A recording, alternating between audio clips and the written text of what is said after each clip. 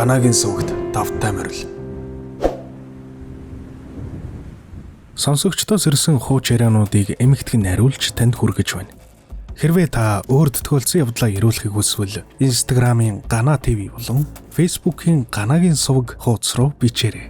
Таны крилэр цэгцтэй, алдаагүй, хэмэл оюун ухаанаар биш, зөвхөн өөрөө бичсэн бичвэрийг уншиж үзээд газар ус, хүний нэр, онцгийг нь өөрчлөлт оруулах болно. Маш олон хүн болсон явдлаа явуулж байгаа учраас мессеж бүрт тэр дор нь хариу өгч амждаггүй. Гэхдээ заавал хариу мессеж voice явуулдаг шүү.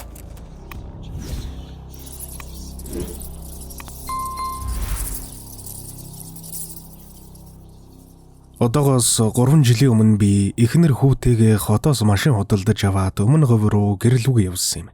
Авсан машин маань жаахан хуучин дуу, дээр нь запас дугуугүй байлаа. Гэрт маань запас дугуйнуудаа бас дандаа засмал замаар явах юм чинь гайгүй байлгүй гэж бодоод гараад тавьчихлаа.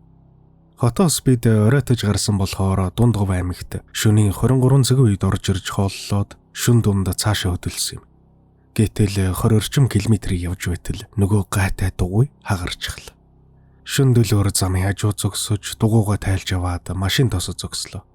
Замда давхиад явж байхад машинууд хажуугаар сүн сүн гэд ойрхон зөрдөгч яг зогсоод харахаар их хол зайтай өнгөрдөг юм билээ. Тэгж 30 минут гар өргөөд арай гэж нэг Брюс 30 зогссон нь цагаан адны жолооч авахгүй байлаа. Ах хүүч хол замд запас дугуйтаа явж байл гэж байна. Тэгээд арай хийж машин олдсон дэрнэ гэд би яарч сандарсандаа дугуйгаа бариад нөгөө машинд хүүтэйгээ суучихсан юм. Нийлээ явсны дараа миний хүү ээжтэйг үлдэхгүй байсан юм уу гэтэл та намайг цуг суу гэсэн штэ гэв. Тэгтэл эхнэр залгаж байна. Уцаа авсан чинь цаана ялах хүүхэд учиргүй ориллоод эхнэрийн яриач сайн сонсогдохгүй байх юм. Эхнэр маань "Гү та хоёр чи яхаараа намайг ганцааран мань орхио явчихва. Айгаад энэ хурдан буцаад ирээ" гэд үйлсэн. Би "Цаана чи хэн байгаа юм бэ?" гэд асуусан чи эхнэр "Ганцаараа л байна штэ" гэхэр нь дотор хачин болоод ивчихсэн. Гэсэн ч би эхнэрээ айлахгүй юмсан гэд цаана чин хүүхэд өрлөөд өний нэтрэ гэж юу ч хэлээгүй. Бараг Дундгов орж явнаа нүдэ анид байж удахгүй л гэлээ.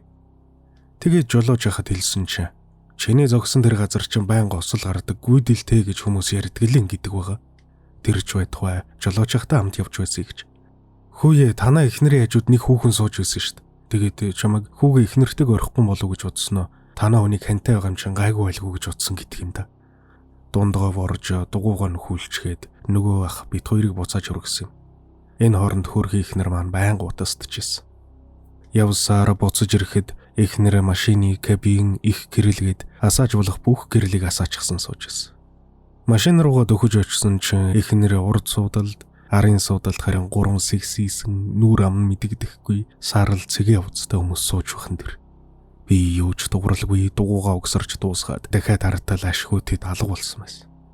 Бид тэр дороо хөдлөөд өгчихлаа. Явж байхдаа толиндоо хартал цөн хийсэн үнсэн сарал царайтай нүх шиг нүдтэй нэг юм арын суудал дээр сууж байхыг хараад зүрх зогсох шиг л болсон. Замдаа уусч үлөө туулч үлөө нэг сумд харалтахаар нь сумын төв рүү орж нэг буудлын гадаа зогссон. Ашгүй нөгөө юм алга болсон байж үлээ. Тэр шөнө эхнэрээсээ юм хом болсон уу яасан ийсэн гэд асуудал. Гүй эргэж хараагүй би. Гэхдээ ард хүн байгаа юм шиг санагдаад хүн үсээр оролдоод байгаа юм шиг болоод байсан. Тэгээд бурхан болооч аавыгаа охиндоо туслаарай гэж залбирч байсан чинь зүрмгэлчихсэн. Аав тэр хэсэгхэн зүүдэн дэрж толгой илээд одоо зүгээрээ гэж хэлээд явсан гэж ирж үлээ. Үхтэл үр харам гэж хүний эцэг их үр хүүхдээ тэнгэрээс харж л явдаг юм байна да гэж тэр үед бодогдсон доо. Тэгээд нутагтаа очиод нэг заринд үзүүлтэл "Наад машин чи өмнө нь осолд орж хүн өргөцсөн машин байна. Ийм машинтай дээр нь гүйдэлтэй газар таарч эвдэрч зогссон байна" гэсэн. Тэгээд засал хийлгэж нөгөө машин очиж зарсан дөө. Тэр замаараа одоо ч явхад осол аваар их гардаг хэвээрэл байл. Илүү олон сонирхолтой хууч яриа болон бусад контентуудыг үзхийг хүсвэл Ганагийн сувгийг subscribe хийж хажууд нь байгаа хонхыг дарж идэвхжүүлснээр бичлэг орох бүрд танд цаг алдалгүй notification-ээр мэдэгдэл очих болно. Баярлалаа.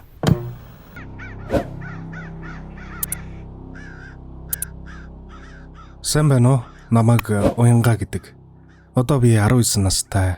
Энэ явдал 3 жилийн өмнө намайг 16 настай байхад болсон ч одоо хүртэл огт мартагддаггүй.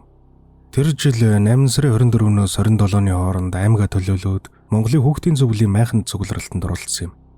21 аймаг 9 дүүргийн 300 гаруй хүүхэд Төв аймгийн Батсумбөр сумын скаут цуслан цугларсан. Биднийг нар сар гэж 2 бүлэг туваасан бөгөөд манай аймгийн нар бүлэгт нь орж өөрөөсөө майхнаа барьцгаасан да.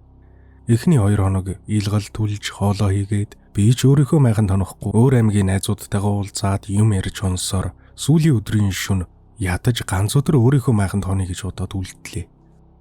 Оройн тойргийн өмнөх хүн нөгөө бүлэгт байдаг өөр аймгийн 2 найз болох Доржо, Жаргалаа 2 над дээр ирсэн. Доржо найз маань онгод тэнгэртэй гэж ярьдаг байлаа. Гэтэл Доржог ухаан нь орж гараад түшээч гэж дуудаад л сонин зүйл яриад чичрээд байсан. Жаахан байж байгаа тухайн орохоор нь юу болсныг асуудал Доржо. Жаргалан бит хоёр ойн дунд байдаг нойлын тэнд явж байтал нэг цэнхэр дээлтэй, саарл үстэй, жижиг эмгэн ч юм уу их ч юм амар юм хальт харагдаад би ухаалцсан гэдэг юм. Гэхдээ Жаргалангийн хэлснээр бол яг ч ухаан алдаагүй аманда юм бовтноо зогсоод байсан гэсэн. Доржо ярьж байхдаа гар хөлөн салганаад байсан болохоор агаар амьсгалыг хүмүүсийг айлгаад явах вэ гэд гадаа хүүхдүүд бүжгэлж байсан оройн тойрог руу орцголоо.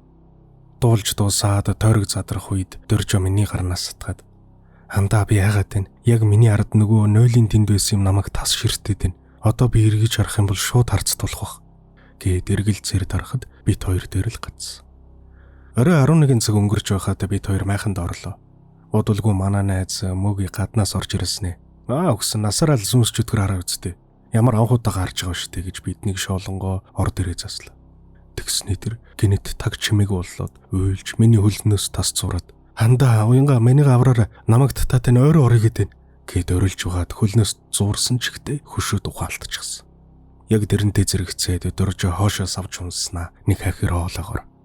"Муу тэрэн чи хаанаас ирж балчруудыг айлгаад байна" гэж орилдог юм да. Дараа нь Доржо ухаан орж онгодтойгоо ярьж байгаа л та. "Та бууж яах гээд байгаа юм бэ? Би уяггүй штэ. Та над дээр боол би өхөн штэ" л гэдээс. Тэгснэ Доржо "Андаа хоёулаарэ одоо гарч бүх хүүхдүүдэд хэлээ шөнийн 3-аас хойш майхнаас гарч болохгүй гадаа айх тэр юм байна гэж хэлье" гэд явах гэтэл ухаангүй байсан мөгийг гинт босч ирээд Доржогийн дээлний захаас тас зураад авлаа. Яг тэр үед манай майхны 5-6 хүүхэд орж ирээд салах гэж хичээгээд бараагүй. Доржо надаар давс авчруулаад мөгийг нүрлүү цацсанж тоосон шинжгүй зуралцсан ивэр. Бүр сүлдээ хуруунуудыг нэг нэгээр нь тэнийлгэж нилээн ноцолдож байж арай хийж салгасан да.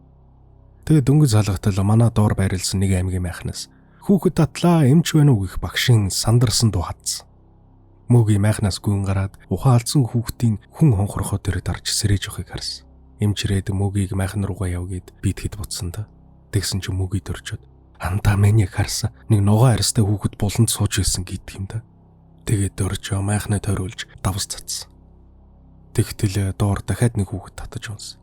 Доржо нөгөө аймгийн багш нар дээр очиод "Багшаа энд нэг сүнс сүдрээ явах шиг байна. Та нар эндээс явсан дээр бах сая манай майханд им боллоо."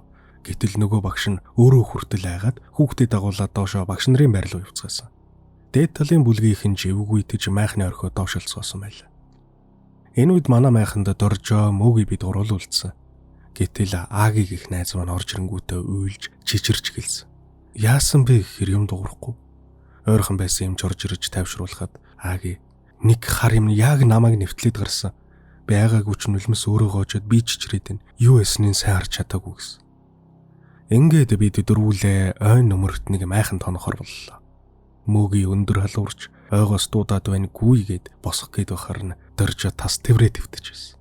Агич бас халуурч сонио аваа гаргаад димэрч байлаа. Би шөнийн 3 цаг хүртэл манд суугаад дараа нь Доржо хард суухаар тохиролцсон ч би сууж байгаад л нам унтчихсан. Шөнийн 3-4 цагийн үед майхны гадаа аймаар том юм ирчихсэн. Майхан нураах гээд байгаа ч юм шиг, үүд сөхөөд байгаа ч юм шиг болохоор нь би сэрлээ. Тэгээд Доржо сэрэгэд "Бро энэ юу вэ" гэдэл майхны цаанаас маш хүнд том амьтны амьсгаадах чимээ сонсогдсон. Бит хоёр бүр хөтлөөгаа сууж байтал гинт мөөрөө тэгэлдэг юм да. Яасан бэ гэсэн чи Доржогийн майхнаа тойруулж цацсан давсыг нэг үхэр ирээд долоож байсан. Бит хоёр тэгээ тайвширсан. Ямар ч тач өглөө болж бүх майхнаа ураагаад буцах боллоо. Тэгтэл манай бүлгийн багш "Энэ хүүхдийн зөвлөлийн туг гарсан хүн байна уу? Өчигдөр шөнө цэнхэр дээлтэй охин барьцсан гүйж авч ирсэн штэ. Хий авсан гараад иргээл" орилоод явж байдгийг. Цэнхэр дээлтэй охин гэх үгээр Доржо бит хоёрын царай хувхай цайгаад би рүү харцгаасан да. Тэгээд Агийн мөгийн хоёр биеэж даахгүй ядарсан байсан бөгөөд хоорондоо зүү дээртэл хоёулаа нэг ижил буюу ганц модны доорх хоол хийдэг хэсэгтэл нэгэн болоод байх шиг байсан гэж зүтэлсэн байл. Хот руу буцаж явах замд нөгөө аймгийн нэг охин чат ичж байна. Манай автобусны араас хүн дагаж гүгээд байсан. Шүнжүү хүүхдүүд татаж унсан, бүр багш нарын байранд хүртэл хүүхдүүд ойчсон гэсэн. Дараа нь бид нар лам дээр очиж үзүүлэхэд уул усны савдаг хэлгэнсэн байна. Болохгүй модны мөчр угалжээ гэж хэлсэн. Үнэн дээр биднийг цусланд очиод багш нар ойгоос түлээний модоо түүгээд аваарай гэж хэлж байсан юм. Тийм олон хүүхэд дундаас унсан мөчр зомгол түлгүү мод хугалсан байхыг үүсэхгүй. Харин нөгөө аймгийн хүүхдүүдийг яагаад тэр зүйл дагсан бэ гэхээр майхных нь гадсанд хоргодож үлдээд дагсан байсан гэж дараа нь ярьж өгсөн төө.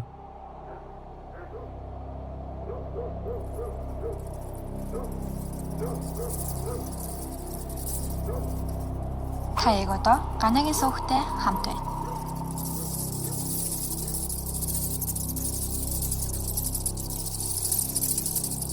Хэрвээ та өөрт тохиолдсон явдлаа ирүүлэхийг хүсвэл Instagram-ын Гана TV болон Facebook-ийн Ганагийн сувг хуудас руу бичээрэй. Таны крилэр цэгцтэй, алдаагүй, хэмэл оюун ухаанаар биш, зөвхөн өөрөө бичсэн бичвэрийг уншиж үзээд газар ус хүний нэр, онцгийг нь өөрчлөөд оруулах болно.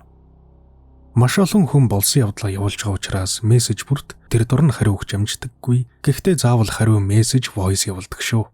Баярлалаа. Дараагийн дугаараар уулзцгаая. Миний оруулж буй бичлэгүүдийг цагаалдалгүй, алгасалгүй үзхийг хүсвэл subscribe дарж, хажууд байгаа хонхыг дарж идэвхжүүлээрэй.